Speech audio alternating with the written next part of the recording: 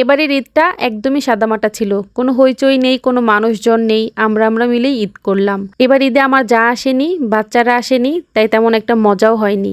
মানে প্রতিদিন যেমন গিয়েছে ঈদের দিনটাও ঠিক তেমনই গিয়েছে, তেমন কোনো কাজও করতে হয়নি, যেহেতু খুব তাড়াতাড়ি হয়ে গেছে সব কিছু, তাই কোনো ঝামেলাও হয়নি। আসসালামু আলাইকুম এভরিওয়ান, আপনারা সবাই কেমন আছেন? সবাইকে ঈদ মোবারক। যদিও অনেক বেশি দেরি হয়ে গেছে, তবে যেদিন আমার ঈদের ভিডিও যাবে সেদিন তো একবার ঈদ মোবারক বলতেই হবে, তাই না? চাঁদ রাতের থেকে ভিডিওটা শুরু করেছি আর আমি এখন সেমাই রান্না করে নিচ্ছি।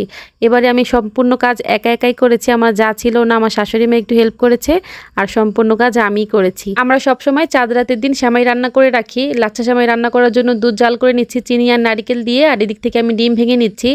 পাকিস্তানি যেই সেমাইটা আছে সেটাই দিয়ে আমি একটা ডিম সেমাই রান্না করি, সেটা রেসিপিটা এবার আমি আপনাদের সাথে শেয়ার করব। অন্যদিক থেকে লাচ্ছা সেমাইটা একটু ভিজিয়ে নিচ্ছি, দুধটা যখন একটু নর্মাল হয়ে গেছে তখনই হচ্ছে সেমাইটা ভিজিয়ে দিলাম। আর এখানে আমার শাশুড়ি মা আমাকে একটু হেল্প করে দিচ্ছিল, আর এই সেমাইটা অনেক বেশি মজা হয়েছিল। তবে দুঃখের একটা বিষয় আছে যেটা একটু পরে শেয়ার করছি। তো কিছু কিশমিশ দিয়ে ঢাকনা দিয়ে ঢেকে নিলাম, আর এদিক থেকে আমি যে ডিম সেমাইটা রান্না করি সেটা একটু শুরু করে দিচ্ছি।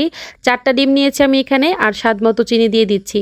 অনেকেই সেমাইটা রেসিপি চেয়েছিলেন, একটু দেখে আইডিয়া করে নেবেন আপুরা। 1 কেজি দুধকে জাল দিয়ে 3 পা করে নিয়েছি, 3 পা দুধ, 4টা ডিম, আর হচ্ছে পরিমাণ মতন চিনি আর স্বাদ মতো লবণ দিয়ে ভালো করে ঘুটে নিলাম। আর এদিক থেকে আমি কড়াইয়ে পরিমাণ মতন ঘি দিয়ে দিচ্ছি। অবশ্যই ঘি দিয়ে ভাজবেন, চাইলে বাদাম দিতে পারেন, তবে আমরা বাদাম দিই না। বাদামটা যদি দেন তাহলে ঘিয়ের ভিতরে একটু ভেজে উঠিয়ে নেবেন। আর এদিক থেকে আমি সেমাইটা কেমনভাবে ভেজেছি দেখতেই পারছেন, একদম লাল লাল হয়ে গেছে। চুলার আঁচটা নর্মালে রেখেই ভাজতে হবে। তারপর আমি কিছু কিশমিশ দিয়ে আর একটু ভেজে নিলাম, আর এখন হচ্ছে সেই দুধের মিশ্রণটা দিয়ে দিলাম।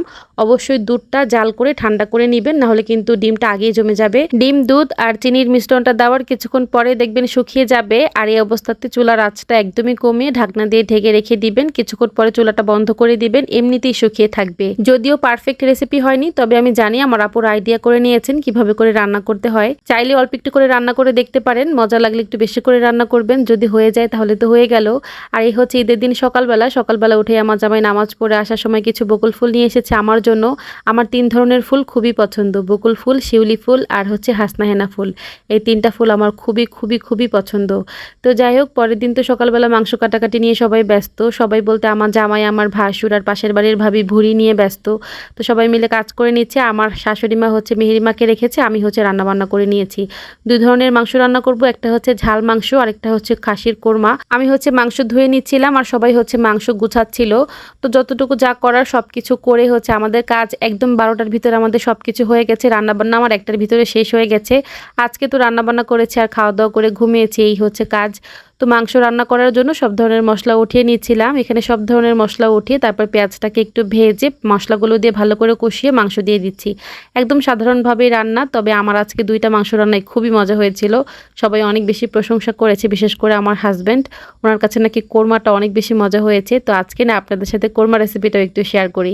যেহেতু ঈদের পরে সবার ঘরেই মাংস আছে, চাইলে রান্না করে খেতে পারেন। প্রথমে আমি এখানে পেঁয়াজটাকে ভেজেছি, তারপর একটু পেঁয়াজ বাটা দিয়েছি, আদা রসুন বাটা দিয়েছি, পরিমাণ মতন লবণ দিয়েছি। ভালো করে মশলাগুলোকে ভেজে একটু জিরার গুঁড়া দিয়ে দিলাম আর একটু ধনিয়ার গুঁড়া দিয়ে দিলাম। একটু মানে পরিমাণ মতন আর কি, 2 কেজি পরিমাণ মাংস রান্না করব, সেই অনুপাতে মশলাগুলো দিয়ে দিচ্ছি। অল্প পানি দিয়ে মশলাটাকে খুব ভালো করে কষিয়ে নিচ্ছি। তারপর এখন একটা পেস্ট দিয়ে দিব, এটা হচ্ছে পোস্তদানা, মিষ্টি সজ আর হচ্ছে বাদাম বাটা। 2 কেজির পরিমাণে যদি বলি, এখানে আমার 2 টেবিল চামচ পোস্তদানা আছে, 1 টেবিল চামচ মিষ্টি সজ আছে, আর 1 মুঠ পরিমাণে বাদাম আছে। বাদামটা অবশ্যই হালকা ভেজে তারপর হচ্ছে বেটে নিয়েছি। তারপর মশলাটা খুব ভালো করে কষিয়ে নিয়েছি। এলাচ, দারচিনি দিয়ে দিলাম, কিছুটা গোলমরিচ দিয়েছি। তারপর হচ্ছে ভালো করে মশলাটা কষিয়ে মাংসগুলো দিয়ে দিচ্ছি। মাংস দিয়ে মাংসটাকে অনেক ভালো করে কষাতে হবে। আমি চুলার আঁচ কমিয়ে অনেকক্ষণ যাবত সময় নিয়ে মাংসটাকে ভালো করে কষিয়ে নিয়েছি। একদম যখন তেল ছুটে গেছে তখন এর ভিতরে দুধ দিয়ে দিলাম। দুধের সাথে কিছুটা গরম পানি দিয়ে দিব। গরম পানি দিয়ে ভালো করে রান্নাটা করে নিব। মানে 100% যখন সেদ্ধ হয়ে যাবে তখন এর ভিতরে কিছু কাঁচামরিচ দিয়ে দিলাম। তারপর বেশি করে ঘি দিয়ে ঢাকনা দিয়ে ঢেকে বেশ কিছুক্ষণ রান্না করে নিব। আর সামান্য একটু চিনি দিয়ে দিয়েছি, চিনিটা কিন্তু দিতেই হবে, তাহলে টেস্ট আরও বেশি ভালো হবে। চাইলে এই পর্যায়ে নামিয়ে নিতে পারেন, তবে আমি আরেকটু মাখো মাখো করে তারপর নামিয়েছি। আর আমি যেভাবে খাসির মাংসটা রান্না করেছি, চাইলে ঠিক এইভাবেই গরুর মাংস রান্না করতে পারেন, আর না হলে মুরগিও রান্না করতে পারেন। যেটাই রান্না করেন না কেন সেম ভাবে রান্না করবেন, খেতে অনেক মজা। আর সাথে তো পোলাও থাকবে, পোলাওটাও আমি রান্না করে নিয়েছি। এই ছিল আজকে আমার ঈদের রান্না বান্না।